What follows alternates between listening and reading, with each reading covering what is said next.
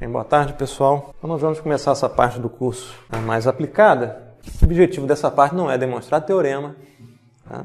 É entender os objetos e as propriedades que eles têm, de forma que a gente possa usar de forma apropriada essas propriedades para os modelos e as aplicações que a gente vai ver aqui, ok?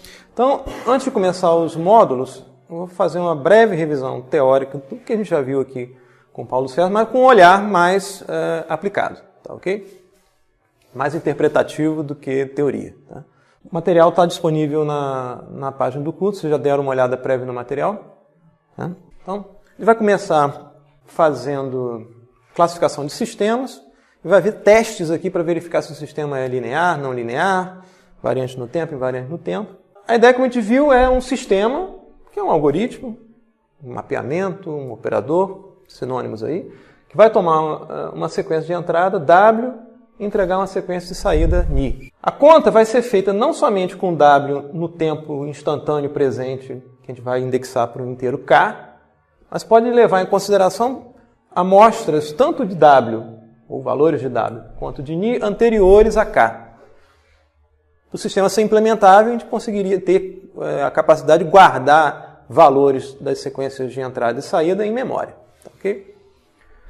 Caso contrário, a gente não consegue implementar o sistema, porque a gente não tem como guardar em memória valores que ainda vão acontecer no futuro. Então tem uma causalidade envolvida que a gente vai definir aqui também. Então esse sistema vai fazer uma conta com W, instantâneo, no mesmo instante de tempo presente, ou Ws anteriores, e com Nis anteriores. Tá, ok? Para produzir a saída Ni no instante presente K, que é indexado nos inteiros. Tá, ok? A gente vai começar com a classificação de sistema linear versus não linear, depois vai ver sistema recursivo e não recursivo, causal e não causal, variante e invariante no tempo.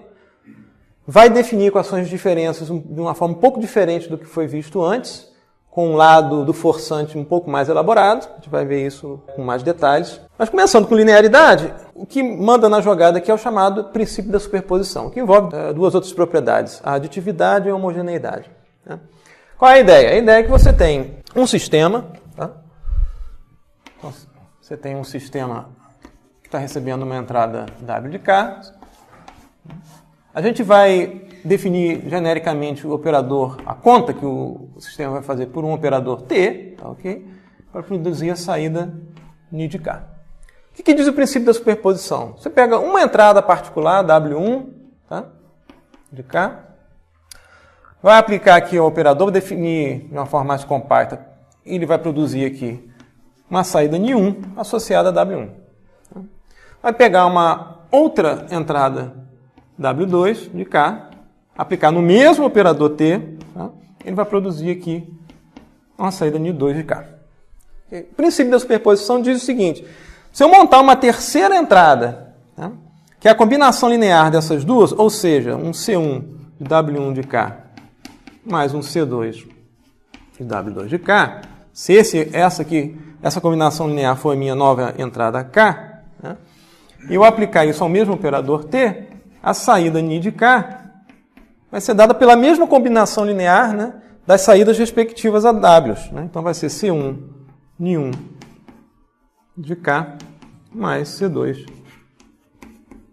Ni2 de K. Isso só se o operador T aqui for linear. Okay? Isso é chamado de princípio da superposição. Então como é que a gente faz para testar se o sistema é linear? Testa usando o princípio da superposição. Qual é o detalhe aqui?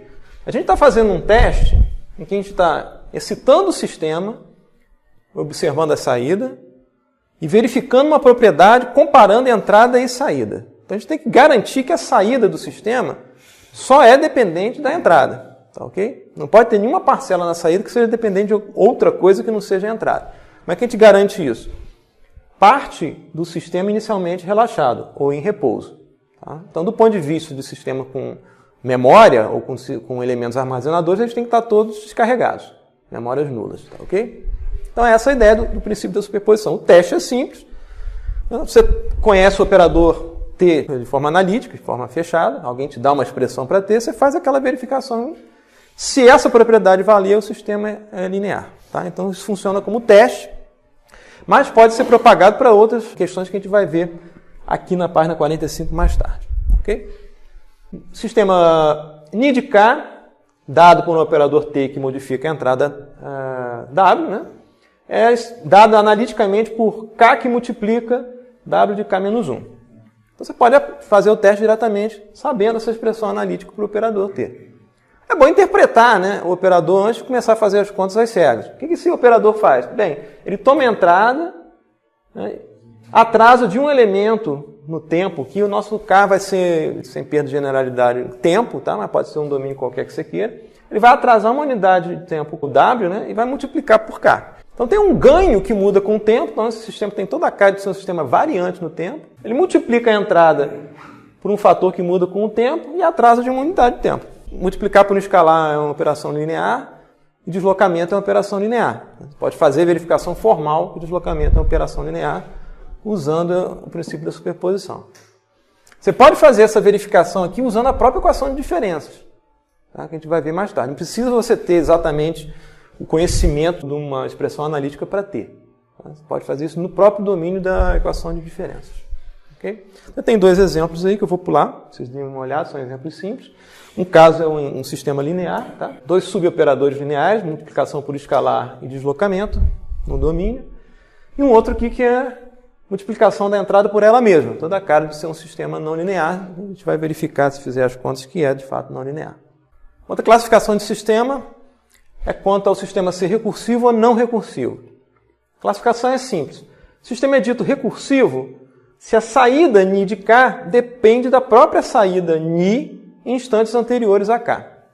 Isso porque a gente quer sistemas que sejam implementados. A gente quer guardar informações, seja da entrada como da saída, em memória. Tá? Então, como o ni depende do próprio ni, você tem recursão envolvida. Tá? Se não houver essa dependência de ni com o próprio ni, o sistema é dito não recursivo. Tá? Então, esse sistema aqui, ni de K igual a meio de ni de K menos 1, de cara aqui o sistema é recursivo, eu tenho uma dependência da própria saída e uma dependência da entrada, não só no instante presente K, mas também em instantes anteriores a K, no passado, da própria entrada.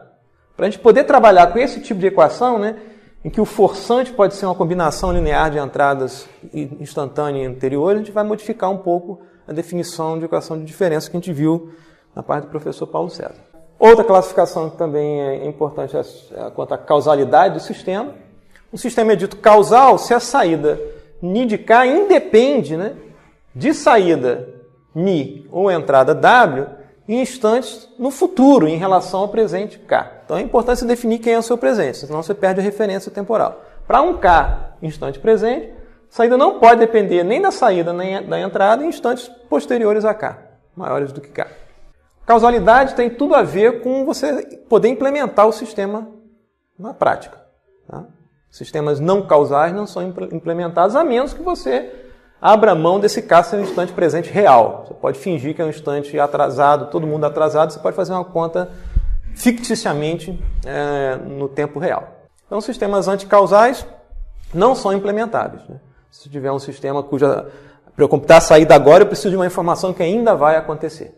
E, por fim, sistemas variantes versus invariantes no tempo. O conceito é simples. O sistema varia no tempo se o operador T que define o sistema muda com o tempo. Claro? Então, conceitualmente, não tem nada demais. Se o operador for fixo, o sistema é invariante no tempo. Se o operador mudar com o tempo, o sistema é variante no tempo. Como é que a gente verifica isso através de um teste? Tá? O teste é simples. Vai fazer essa conta aqui. Vai verificar se ni de K menos L é igual ao operador T, que define o sistema, aplicado à entrada W de K menos L para todo K e todo L pertencente aos inteiros. Considerando aqui, né, que a saída do sistema ni de K é dada pelo operador T aplicada a uma entrada W, tá, em K. Qual a interpretação disso? A interpretação é simples. Né? Eu computo a saída do sistema ni para a entrada em K. Eu excito o sistema em K, tá, a partir de K. Okay?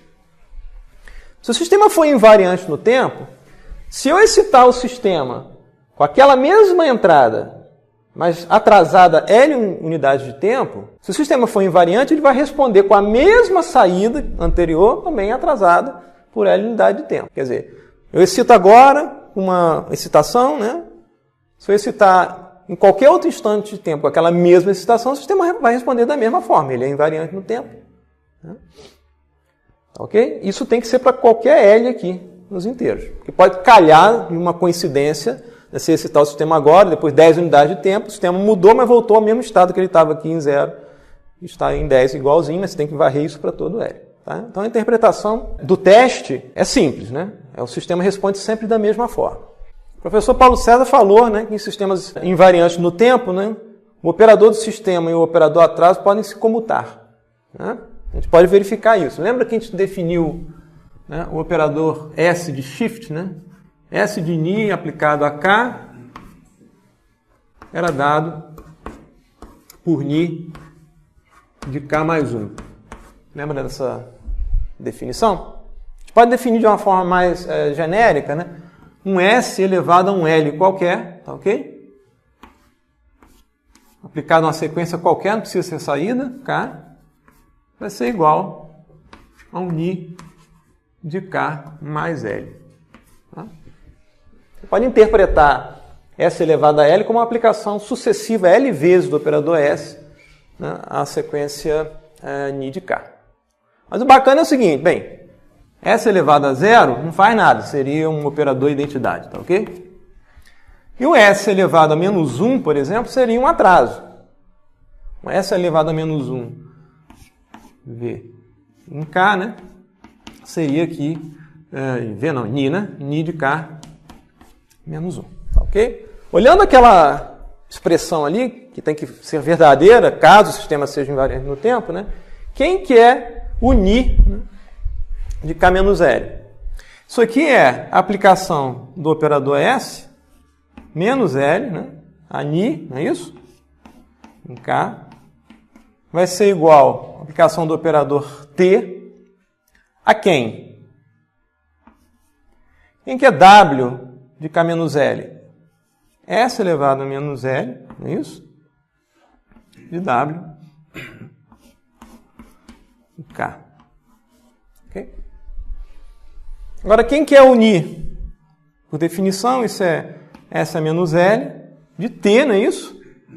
De W em K, que vai ser igual aqui, removendo aqui esse colchetes, essas chaves, né? Isso aqui vai ser igual a T, S a menos L de W em K. Então a gente vê aqui, né, claramente, né, que aplicar primeiro o deslocamento e depois o operador é exatamente igual ao primeiro você aplicar o operador e depois o deslocamento. Se você puder comutar a aplicação do operador ou o deslocamento para todo o valor de L, é um sistema invariante no tempo. Tá? Tem dois exemplos aqui desse, que a gente viu antes, né? Pelo fato de você ter um ganho invariante no tempo, isso aqui vai ser um sistema variante no tempo, ele não vai passar no teste. E esse teste é válido para sistemas que saem da classe das equações de diferenças que a gente viu aqui. Tá? Eu posso tomar um sistema que não é daquela estrutura da equação de diferença, a gente pode pegar ni de K é igual a W de 3K. Tá? Não está naquela estrutura que a gente viu, mas você pode fazer o teste e verificar se isso é variante ou invariante no tempo. Estão claras essas classificações? Equações de diferença a gente vai ver de forma um pouco diferente aqui e vai justificar por que a gente está expressando dessa forma um pouco diferente. Como a gente viu antes, são análogas às equações diferenciais ordinárias, né, para tempo contínuo. A gente vai ver aqui uma igualdade entre dois somatórios. Né? Um somatório que vai envolver a saída ni e o outro que vai envolver a entrada w. Tá? Então, uma combinação linear. Isso aqui é uma soma de pesos que muda com o tempo das saídas. Né? No instante presente, para L igual a zero, isso é ni de K, a gente vai sempre assumir aqui para efeito prático que o K é um instante presente. O somatório de L até N grande, pesos aqui que mudam com o tempo, possivelmente, ni de K menos L, de instantes presentes e passados no máximo até N grande. Essa combinação linear vai ser igual a uma combinação linear das amostras da entrada, W, né? Pesadas aqui por esses pesos Bm de K, que podem mudar com o tempo. Né? Entradas desde o instante presente, para mzinho igual a zero, e até no máximo m grande em instantes para trás. Essa é a equação de diferenças. Qual é a diferença em relação ao que a gente viu antes com o material do professor Paulo César? Era um somatório de L de 0 até N grande, tá? de AL de K, no caso possivelmente variante no tempo, Ni de K, lá era Nzinho pequeno, né? De K mais L, não é isso? Igual a um W de K. É isso que a gente viu lá atrás? Qual o problema aqui? O problema aqui é o seguinte, você tem que definir um instante presente, né, no pior caso aqui, quando L for igual a N. Tá? Porque você vai escrever, quando você isolar aqui, né, o L igual a N, né, você vai escrever uma equação Ni de K mais N, né, com AN aqui definido aqui previamente igual a 1, sem perda de generalidade. Isso aqui vai sair em função de quê? De valores de Ni em instantes anteriores, senão você não consegue implementar o sistema. Você não consegue calcular Ni no instante presente, dependendo de alguma coisa que ainda vai acontecer. Então, o instante presente ele acaba ficando dependente aqui da ordem do modelo. E eu quero remover essa dependência. Então, o que eu vou fazer? Escrever isso aqui não em termos de Ni de K mais L, mas em Ni de K menos L. Porque eu removo por completo a dependência da ordem do modelo em relação ao instante presente. Tá, ok? O que a gente vai fazer aqui?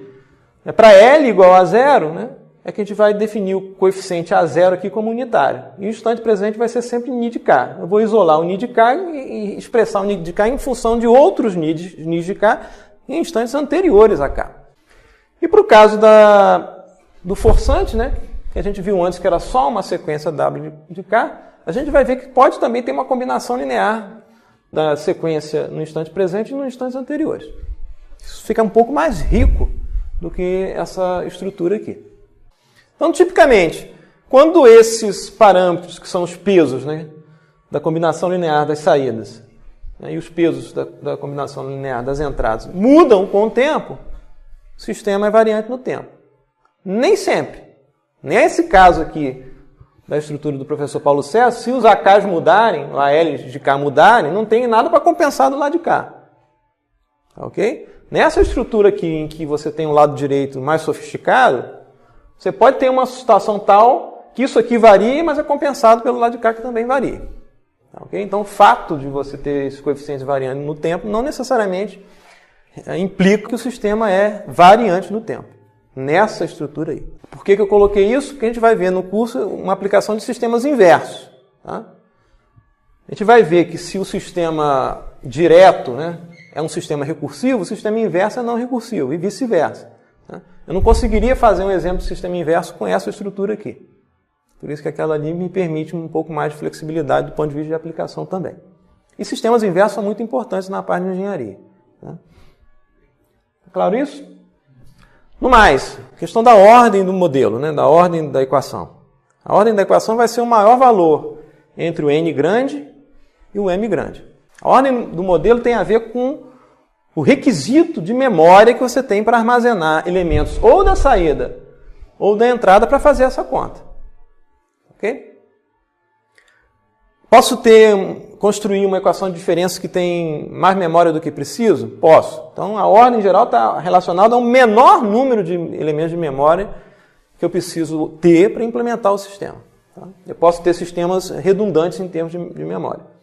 Essas estruturas mínimas na literatura têm um nome de canônico. Toda vez que você encontrar canônico, é uma estrutura que requer um número menor de elementos, tá? Sejam memórias, multiplicadores, somadores, etc. Tá? Então, a ordem do sistema está relacionada aqui, né, se a gente não estiver falando de memória, né, está relacionada ao deslocamento máximo em relação ao instante presente K que eu tenho que fazer, seja na saída ou na entrada. A gente viu a equação de diferenças representada no espaço de estados. Né? Transformou lá n condições iniciais num vetor no Rn, não é isso? Mas a dinâmica da equação de estados era de primeira ordem. Mas eu preciso armazenar n pontos no vetor de estados. Como eu preciso armazenar n pontos, n elementos de memória, ordem n. Tipicamente, o que a gente quer fazer é o seguinte. A gente conhece os coeficientes do sistema, né? Aplica uma entrada ao sistema e quer obter a saída. Essa é a ideia.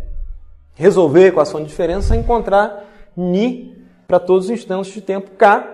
E como o sistema é recursivo, né, a gente vai precisar conhecer N grandes elementos previamente, né, de Ni para resolver essa conta, que são as chamadas condições iniciais. Fica mais claro aqui quando eu faço para L igual a 0, a L igual a 1, tá? Isolo ali o Ni de K, e passo a escrever essa equação, né, como duas parcelas envolvendo somatórios. Né? Uma parte que é recursiva, pois o Ni depende do próprio Ni, né, e uma parte não recursiva, que não depende da saída. Então a gente passa a ver uma estrutura dividida entre a parte recursiva e a parte não recursiva. E já que a gente pode fazer essa divisão, a gente vai ver que para resolver Ni, para dada entrada, e sabendo aqui os parâmetros do sistema, que aqui já removi a dependência do K, né, são parâmetros fixos, tá?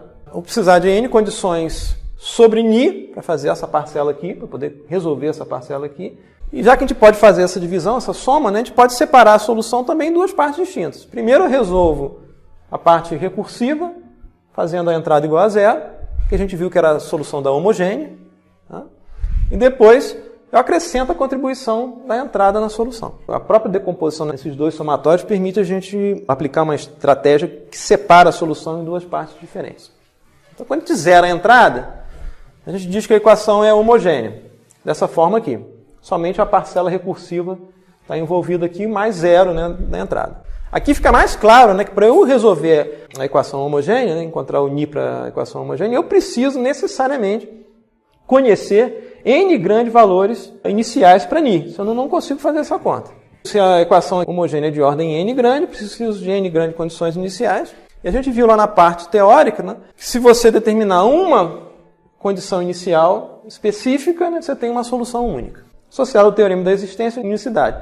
Aqui a existência fica bastante evidente, né, porque a gente sempre consegue fazer essa conta. A conta é linear, envolve soma e multiplicação por escalar. Então a conta é factível, né, não tem como deixar de existir.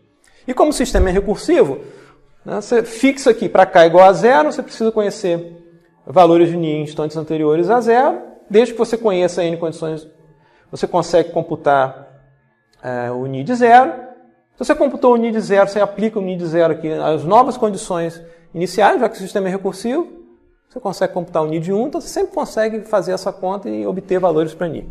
Não somente, né, para os K's positivos aqui, mas você pode computar para trás também. Não tem problema nenhum, é a mesma conta. Se a gente tiver, além da parte recursiva, a parcela que depende da entrada, a gente vai acrescentar a parcela não recursiva que depende da entrada e vai fazer as contas. Para sistemas de baixa ordem, como a gente viu aqui, primeira ordem, por exemplo, a gente consegue escrever através de uma tabela, olhar, né, e encontrar visualmente, né, um padrão de formação e encontrar uma solução fechada para a solução. No caso de sistemas de mais alta ordem, a gente não consegue fazer isso. Então, para remover essa dependência de você ter um feeling sobre qual é a solução, é possível a gente resolver de forma analítica, a gente vai ver isso. Mas antes vamos ver como é que a gente faz de forma tabular, né? Para equações de baixa ordem. Primeira ordem, homogênea, Ni de K igual a A, que multiplica Ni de K menos 1. Estou fazendo essa conta para que domínio? Eu quero encontrar a solução de Ni em que faixa de K? Para K maior que 0.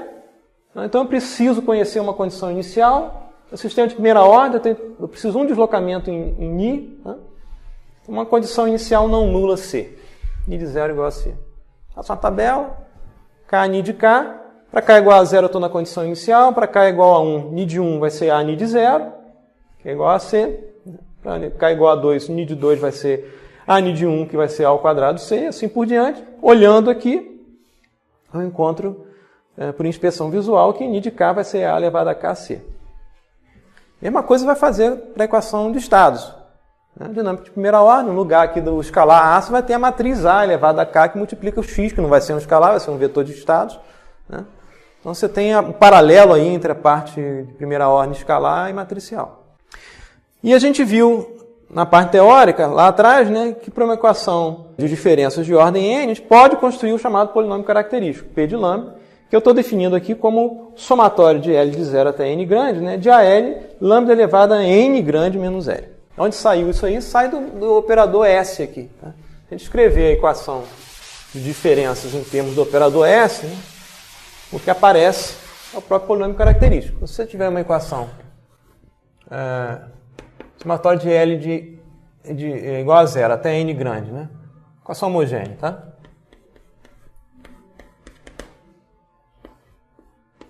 AL, Ni, de K menos L igual a zero. Vou escrever isso em termos do operador S que a gente definiu. Isso aqui é o somatório de L igual a zero até N grande de AL. Quem que vai ser Ni de K menos L? Vai ser S elevado a menos L, tá? Aplicado aqui a Ni de K. Okay? Posso olhar esse cara aqui, né, se eu encarar a variável S aqui nos complexos como um polinômio. Tá? Para não ficar com um polinômio com potências negativas de S, eu estou multiplicando todo mundo por S elevado a N. Né? Então, se eu pegar esse cara aqui, né, e multiplicar todo mundo por S elevado a N aqui, tá? Não vai fazer diferença nenhuma para o efeito de você encontrar as raízes do polinômio. Eu posso chamar esse cara aqui, né, de P de S. Tá? Vai ser exatamente o polinômio característico da equação, né, de diferenças homogêneas.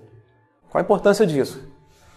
A importância disso é que a gente viu também na parte teórica. Se um determinado lambda é raiz do polinômio característico, lambda elevado a k é solução da equação homogênea. A gente consegue verificar facilmente através da escrita aqui. Né? Eu posso escrever a equação dessa forma, né? Multiplicar isso aqui por S elevado a N, ou trabalhar com um polinômio com potências negativas aqui, não tem problema nenhum. Tá? Isso vale, né? Se isso aqui é o polinômio característico, né? Vou remover o S elevado a N. Se esse cara aqui é o polinômio característico, né? E eu estou propondo, né, que lambda elevado que Ni de K igual a lambda elevado a K é a solução da ED homogênea se lambda é raiz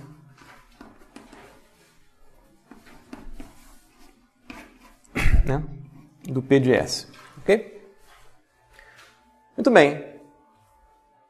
Para essa proposta aqui, o que eu faço? Bem, já que a proposta é essa, quem é a equação? AL de K menos L igual a zero. Essa é a equação homogênea. Substituindo aqui o Ni de K pela proposta de solução.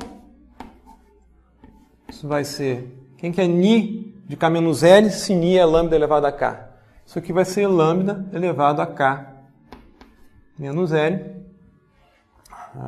igual a zero. Eu tenho aqui um somatório em L, lambda elevado a K não faz parte do somatório, tiro aqui, põe à esquerda, isso é um somatório de L igual a zero até N grande, de AL, lambda elevado a menos L igual a zero. Isso aqui é P de lambda, mas lambda é a raiz do polinômio característico, isso aqui é igual a zero, a equação é válida. Tá? Então fica facilmente demonstrado. Okay? No mais, a gente vai ver, né, que é o teorema fundamental da álgebra. Se o S aqui for nos complexos, né, o polinômio de ordem n vai ter n raízes, possivelmente complexos. Se as raízes forem distintas, eu consigo escrever uma estrutura para a solução como uma combinação linear de lambda i elevado a k. Mais um pouco ainda sobre esse tipo de estrutura para a solução, né? Uma base aqui elevada a uma potência. Né? Se o lambda ali for um A complexo, né, dado por um módulo R e elevado a J ômega, J aqui é a raiz de menos 1, tá? É a unidade imaginária.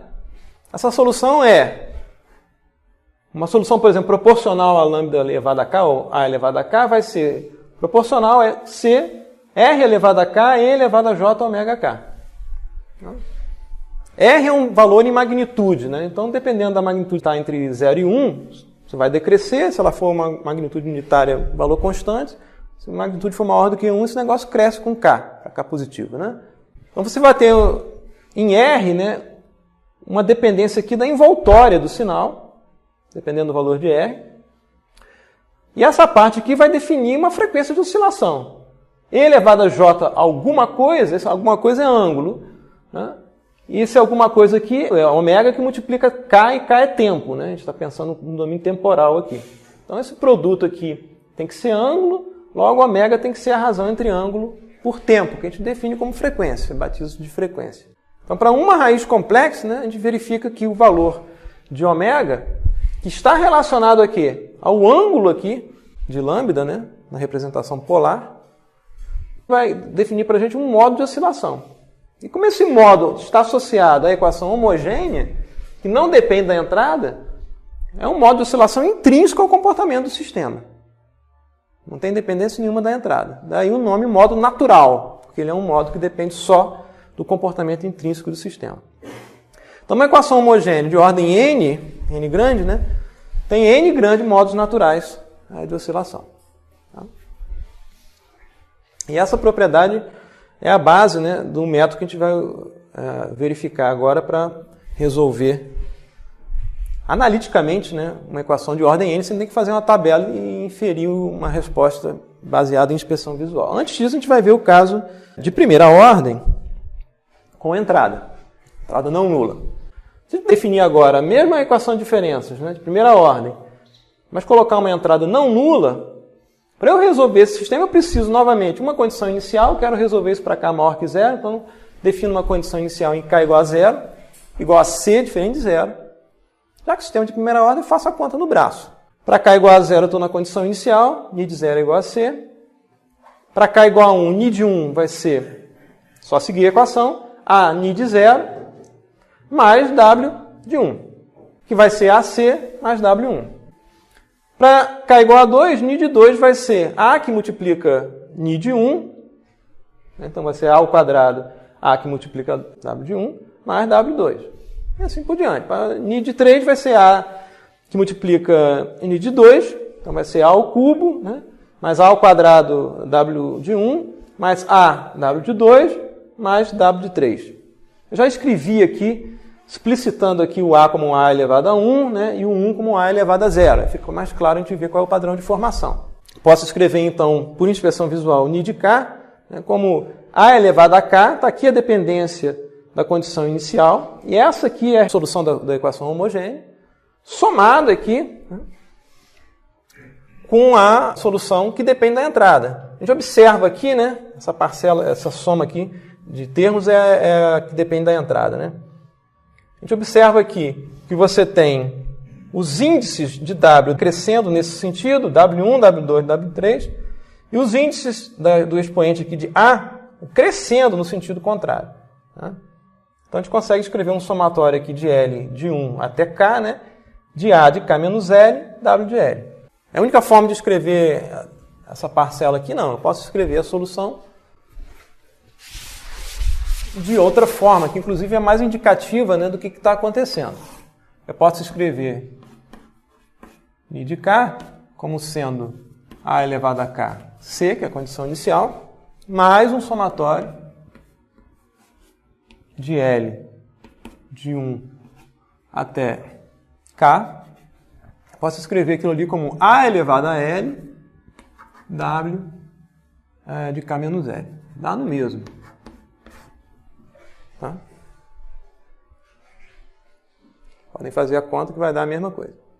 Tá? O que a gente verifica aqui? Qual é a resposta natural do sistema, se não tiver entrada? Né? A elevado a K que multiplica C. Proporcional a A elevado a K. Quem que é A? A tem que ser raiz do polinômio característico. Né? E quem é o polinômio característico dessa equação aqui de primeira ordem? Né? Vai ser lambda menos A igual a zero. Raiz igual a A. Tá diretamente visto aqui. E olhando essa expressão, a gente verifica o seguinte, que a parcela que depende da entrada nada mais é do que o quê? Está aqui a resposta do sistema na variável L, auxiliar L, A elevado a L, né, projetada na entrada. Isso aqui é um produto interno entre elementos da entrada com a resposta do sistema. Então, a parte que depende da entrada nada mais é do que a projeção do vetor de entrada na resposta do sistema, que é A elevado a L, ou A elevado a K. Tá? Isso é uma interpretação importante. Se pensar do ponto de vista vetorial, a gente vai ver o conceito de resposta impulsiva, isso vai ficar um pouco mais claro. A gente pode pensar, eu vou chamar de H, já antecipando aqui o conceito de resposta do sistema ao impulso, tá? Você tem um vetor aqui relacionado hiperdimensionalmente à resposta do sistema, e tem uma entrada também que pode estar num R qualquer, né? W, em H. Você vai ter projeção de uma coisa na outra. A projeção de uma coisa na outra vai ser unir. Tudo que aparecer na saída vai ter que ter alguma correlação entre a entrada e a resposta do sistema. Em outras palavras, tudo que aparece na saída vai tender a ficar parecido com a resposta do sistema. Isso vai ser importante para as aplicações que a gente vai ver práticas, tá? A gente quer, por exemplo, suavizar um sinal. Tem lá um sinal, uma sequência que varia de forma nervosa, a gente quer suavizar isso. A gente vai ter que bolar um sistema cuja resposta seja uma resposta suave, de modo que a saída também seja suave. Tá? Então, essa interpretação de sistema como operadores em que você faz a projeção da entrada na resposta natural do sistema é bastante importante. Tá? Esse resultado de primeira ordem já é ilustrativo de uma outra propriedade que a gente viu na teoria, né? Toda solução de uma equação de diferença pode ser decomposta na soma da solução da homogênea para uma condição inicial C mais uma parcela que a gente chamou de solução particular, que depende da entrada. Ok? Nesse caso, a gente vê aqui uma ilustração de que isso vale para esse sistema de primeira ordem. Não poderia ser diferente, senão a teoria está errada. Essa decomposição também vai ser, junto com essa informação que a gente sabe aqui da lambda elevada a k, se lambda é raiz do polinômio característico, é a solução da homogênea, vai ser a base, né? Vão ser os dois elementos básicos para a gente construir um método para resolver a equação de diferença de forma analítica. Como é que a gente faz isso? Seja uma equação de ordem n, não homogênea, tem uma entrada qualquer que você vai colocar na entrada do sistema. A primeira coisa a fazer é olhar a parte da homogênea. Desconsidera a entrada, olha só o comportamento intrínseco do sistema. Note, o comportamento intrínseco do sistema está associado ao polinômio característico. O polinômio característico não tem nada a ver com a entrada, é o comportamento intrínseco do sistema, a parte homogênea da equação. Computa as raízes do polinômio característico. No sistema de ordem n grande, eu tenho n grandes raízes, possivelmente complexas.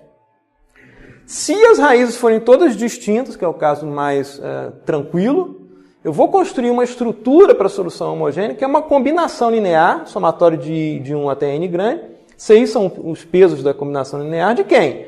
Lambda i elevado a k. Lambda i, cada lambda i é raiz do polinômio característico. Caso aí, todas as raízes distintas. Se, olha só, caso, um condicional aqui, se forem distintas as raízes, eu posso escrever essa estrutura. Vamos ver um caso que, por contraste, né, que não vale aquela forma ali. Suponha que você tenha um sistema de n grande igual a 2, né, e raízes de p de lambda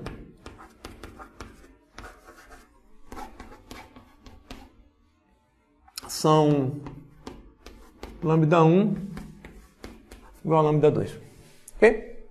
Duas raízes iguais. Se eu esquecer que as raízes têm que ser distintas para eu escrever daquela forma e propuser uma solução para a homogênea como sendo C1 lambda 1 elevado a k mais C2 lambda 1 elevado a k, porque lambda 1 é igual a lambda 2, isso nada mais é do que C1 mais C2 lambda 1 elevado a k, que é igual a um C qualquer, dado por C1 mais C2, lambda 1 elevado a k. Isso aqui é a resposta de um sistema de primeira ordem, incondizente, né, incompatível com uma equação de segunda ordem. Então não cabe eu escrever dessa forma, que se eu fizer isso, o sistema não é de fato um sistema de segunda ordem, um sistema de primeira ordem. Então essa estrutura só serve para o caso de raízes distintas. E se as raízes forem múltiplas ou repetidas? Para cada set de raízes repetidas, eu vou escrever uma parcela em NiH de k com essa cara aqui. Suponha que a raiz tenha multiplicidade mzinho. Vai ser um somatório de L de 1 até mzinho. Os pesos estão aqui CL, da mesma forma aqui. Mas não de lambda i elevado a k, né? Vai ser k elevado a m menos L, que multiplica lambda i elevado a k. Nesse caso aqui, né, isso aqui não pode. Eu teria que escrever uma estrutura para homogênea, né, que teria que ser C1 lambda 1 elevado a k mais k que multiplica lambda 1 elevado a k. Se você tivesse, por exemplo, um sistema de quarta ordem, né, n igual a 4, com raízes lambda 1, tá? Lambda 2 igual a lambda 3 igual a lambda 4. Tá? Você vai escrever uma estrutura para homogênea que vai ser C1 lambda 1 elevado a k mais um C2 lambda 2 elevado a K, mais um C3 K lambda 2 elevado a K, mais um C4 K quadrado lambda 2 elevado a K. Simples, né? Não tem muito mistério. Tá? Veja só, tem 4, sistema de quarta ordem, 4 pesos aqui a determinar, e para isso eu vou precisar de 4 condições iniciais sobre NiH.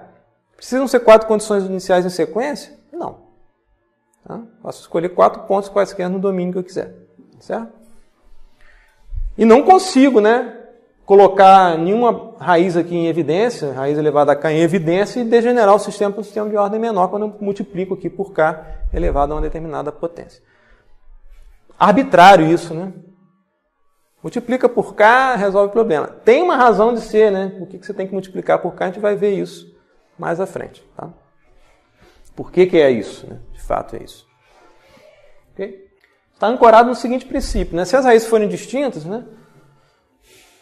Isso aqui é um somatório, uma estrutura que é um somatório, né, de soluções de primeira ordem. Vocês conseguem ver isso aqui? Olha só, isso aqui é a solução do sistema de primeira ordem. Um somatório, né, de N soluções de primeira ordem. Como eu estou fazendo soma, isso é equivalente do ponto de vista de implementação, é eu implementar N grandes sistemas de primeira ordem em paralelo e somar o resultado. Tá ok? O que acontece quando eu tenho raízes repetidas? O que a gente viu aqui, que se eu tentar, né, se tem duas raízes iguais aqui, se eu tentar escrever a estrutura da homogênea como a soma de 2 sistemas de primeira ordem, como a solução de 2 sistemas de primeira ordem, eu verifico que ele se degenera para o sistema de primeira ordem. Não cabe. Porque eu tentei escrever isso aqui em paralelo.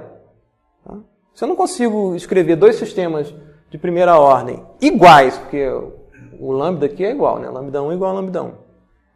Em paralelo, só me resta uma outra alternativa, escrevê-los em série. 2 sistemas iguaizinhos ligados em série. Aí a gente vai ver mais à frente, quando a gente faz isso e verifica a resposta da ligação de 2 sistemas iguais em série, vai aparecer aqui a multiplicação por K. Se a gente fizer 3 sistemas iguais de primeira ordem iguaizinhos ligados em série, obtém aqui o K ao quadrado que multiplica lambda 1 elevado a K.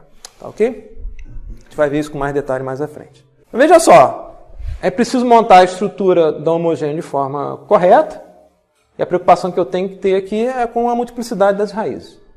Vou deixar os parâmetros CI aqui em aberto. Eu quero resolver a equação geral que depende da entrada. Deixo os CIs em aberto.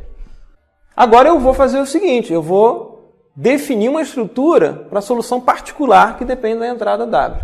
Tá? Vou batizar isso aqui de NiP de K, tá? Para indicar que essa solução depende da entrada. Vou me preocupar com condições iniciais? Não. Faço de conta que são zero, são mesmo. Tá, ok? Qual a ideia aqui? É escrever NiP de K com a mesma cara analítica generalizada de W. A gente vai trabalhar 2, que são as principais, que são estruturas polinomiais, senos e cossenos. Por quê? Expansão em Taylor, expansão em Fourier. Você consegue representar várias funções, uma classe ampla de funções com essas 2 expansões. Então, tipicamente, isso fica restrito a essas 2 classes. Tá? Pode complicar? Pode. Pergunta a um matemático qualquer que ele vai complicar para você sem problema nenhum. Tá? Então, se, por exemplo, caso polinomial, o W de K é um polinômio de ordem L, você vai escrever o NiP de K como um polinômio completo, né, com todos os termos de ordem L.